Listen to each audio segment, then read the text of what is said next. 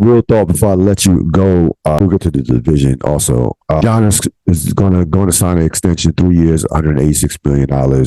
This, in essence, makes him a Milwaukee Buck for Milwaukee Bucks for Milwaukee Buck, excuse me, for at least the next 4 years, up until he's 31, 32. Then he'll be eligible to sign probably he'll probably sign the highest contract in NBA history. Now, give Giannis a lot of credit from this standpoint. You can never question his will. You can never question him wanting to win or not being about winning. There's two parts to this. Number one, this is where Giannis is smart versus a lot of guys who make it about them. James Harden, Kyrie Irving. You're not going to be talking about this over the course of the season. It won't be a topic. What we're going to be talking about in terms of Milwaukee is the chemistry between Dame and Giannis. That'll be the storyline. And does Chris Middleton still have any gas left in the tank, and so on and so on? And what moves might have to make to catch up with Boston or to compete or to keep up with Boston? That'll be the Milwaukee storyline for the most part. Had he not signed this extension, this would have been hanging like a dark cloud over that franchise, along with the pressure to win a championship. Not get to the NBA Finals, not get to the Eastern Conference Finals, win a championship. That is the pressure that Boston and both Milwaukee faced this year. So you sign the extension, you get your money. It's like you didn't take a haircut and you just focus on basketball. And again, what a concept in 2023. And it just focus on basketball. You don't have to focus on social media, no off the court shit. You just come to practice, play basketball, win games, and go about our lovely days.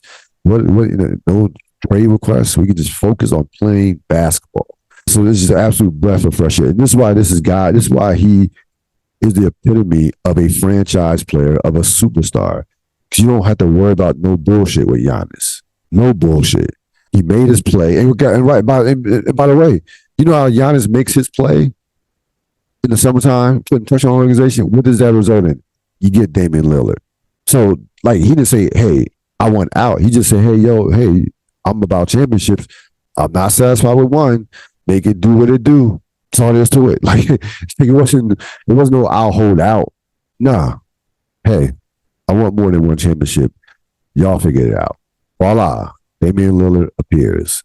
So this is how a superstar is supposed to conduct themselves in 2023 in the NBA. Period. We're not going to be talking about this contract extension. We're not going to be talking about this, him being a possible free agent next year. Well, not next year, this summer.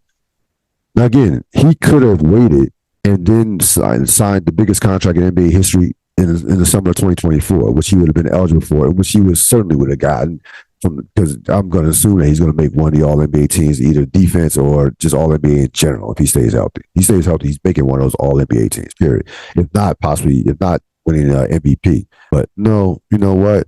Sign this extension now. I could become a free agent in a couple years after the 26-27 season, and let's keep it moving. That's how you handle that. That is how you handle your business, and it takes so much pressure off everybody in terms of I don't have to answer Giannis staying questions if we hit a 2-game losing streak in January. Okay, I don't have to answer that. Now, if we hit a 2-game losing streak in January, oh, you know what? Still figuring it out.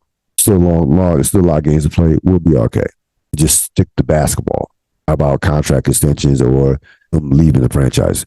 Now, with that being said, pressure is still on Milwaukee, not only to win a championship, but it's not like Giannis is going to. It's not like Giannis, can't force a trade if Milwaukee does not maintain bringing in talent and keep them keeps them at a championship level. So we've seen crazier things happen than Giannis forcing a trade in the NBA.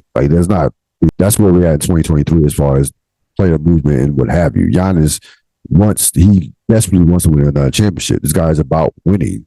So he's not going to, I don't think that you as an organization, you can take a deep breath, but you don't assume that you don't have to continue to improve the roster and what have you. Yeah, that's not the case with this dude.